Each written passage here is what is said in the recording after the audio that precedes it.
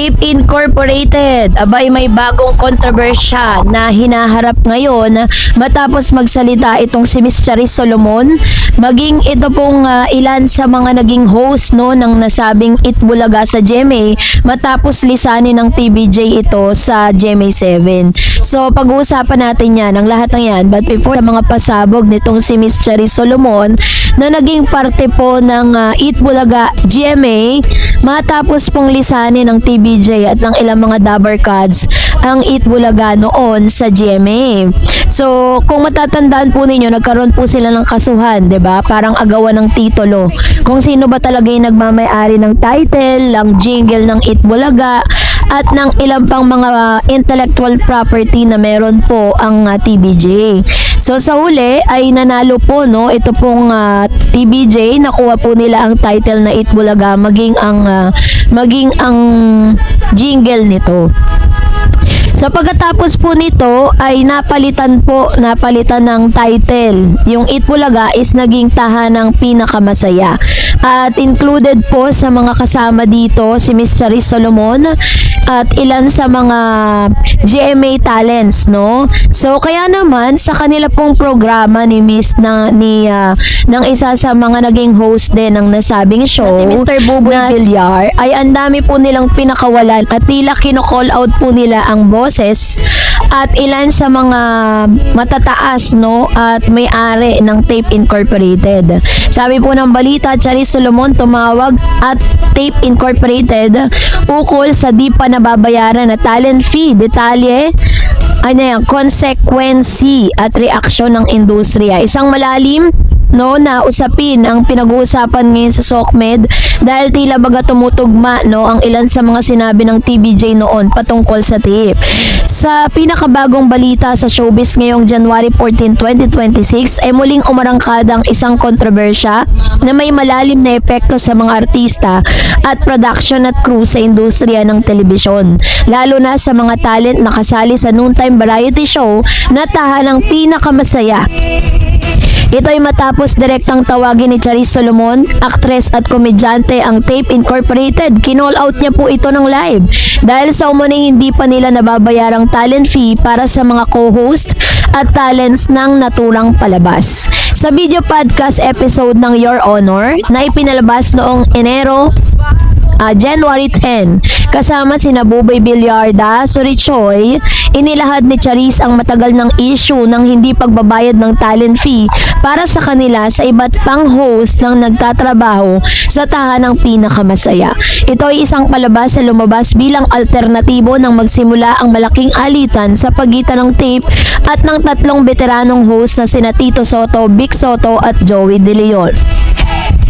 Ayon sa ulat ng PhilippineStar.com, sinabi ni Charis na kahit maraming taon ang lumipas mula sa kanilang stint sa tahanang pinakamasaya, ay hindi pa rin nababayaran ng maayos ito sa kabila ng kanilang dedikasyon sa pag-host ng show sa ilalim ng Tape Incorporated na naganap noong unang bahagi ng 2024. Sabi niya, di ba nga magkakasama pa tayo sa tahanang pinakamasaya noon? Hindi pa nga tayo bayad, July 2026 ang Tape. Baka naman hindi na ako mabait, sabi niya. Yan ang New Year's resolution ko. Ang kanyang pahayag ay may halong pagka-disappoint at humor, ngunit malinaw sa tono ng reklamo at panghihinayang. Dahil sa panahon na dapat ay pantay ang pagtrato sa mga artista, ay mayroong tila di nabigyan ng hustisya. So, ibig sabihin, ito po ay nagpapatunay patungkol sa mga reklamo din ng mga Dabber Cards noon na talagang super taon na talaga bago hindi sila binabayaran ng talent fee, Hindi talaga sila nabibigyan ng kaukulang bayad. Ito hindi naman tumagal ng taon to, pero bakit hanggang ngayon ay hindi pa rin nababayaran ng Tape?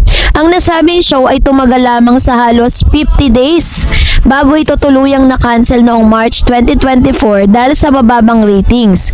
Ito ay resulta ng kapwa internal at legal na gulo sa pagitan ng Tape Incorporated at ng mga original na host ng Itbulaga. Lalo na noong nagkaproblema sila sa copyright ng nasabing show at nagbago ng pangalan sa tahanang pinakamasaya.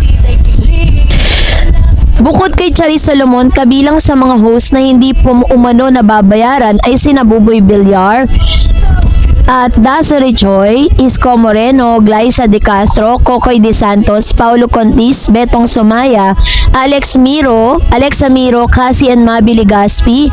Ang grupo ay pinaghalo-halo sa kasantahan ng pinakamasaya na sinubukang punuan ng puwang ng nawawalang franchise ng Itbulaga matapos ang kanilang matagal na naalitan sa Tape at Incorporated at mga legal na tagumpay ng TVJ sa pagpapanatili ng trademark ng Itbulaga sa TV5. So, kasaysayan, Tape Incorporated, noontime show conflict. Hindi bago ang sigalot sa pagitan ng Tape at ng mga host ng Itbulaga. Particular na sa trio ng TVJ na nag-ugat sa usaping pagmamayari ng copyright or original show. Noong una, ginamit ng Tape Incorporated ang oras ng paglabas upang ipalabas ang tahanang pinakamasaya kasama ang bagong lineup ng mga host. Subalit dahil sa mababang rating at controversy sa TV audience, natigil ang nasabing show at nakalipas ang 2 buwan ay hindi nagkaroon ng sapat na pagkakataon para makabawi sa inaasahang kita. Ang pagkawala ng original at loyal viewers ay isa sa mga dahilan kung bakit hindi umabot sa inaasahang programa. Kasi nga naman 'di ba parang sa mga pagkakataon na 'yon talagang grabe po yung sigalot at grabe po yung bashing na nararanasan lalo ng mga host, 'di ba? At the same time ng Tape Incorporated matapos po nilang parang ayaw nila na ibigay sa TVJ ang titulong Itbulaga. Doon po that time, if you remember, pinalitan po nila ng EAT. At kalaunan ay binalik nila yung title na Itbulaga nang sila po ay manalo sa kaso. May mga nagsabi rin na hindi lamang ito simpleng isyong late payment kundi nagpapakita ito ng mas malalim na problema ng sistema ng mga talent contracts at proteksyon ng mga artista sa Pilipinas. Ang pag-angat ng mga ganitong issue sa public platform ay nagbukas sa maraming aktor at artistang hindi komportable na magsalita noon.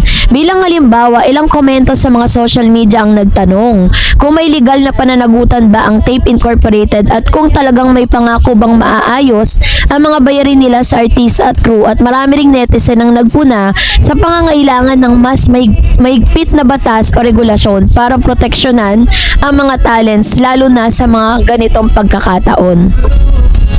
So dahil po dito ay talagang sabi nga ni Charis, hindi na raw po siya mabait ngayong 2026 dahil kino-call out niya na po talaga ito pong tahanang pinakamasaya. Kasi if you remember, patong-patong po ang utang ng Tape Incorporated sa GMA na parang may chance na parang nagkasuhan na sila dahil umabot na siya ng billions pero hindi pa rin po nababayaran.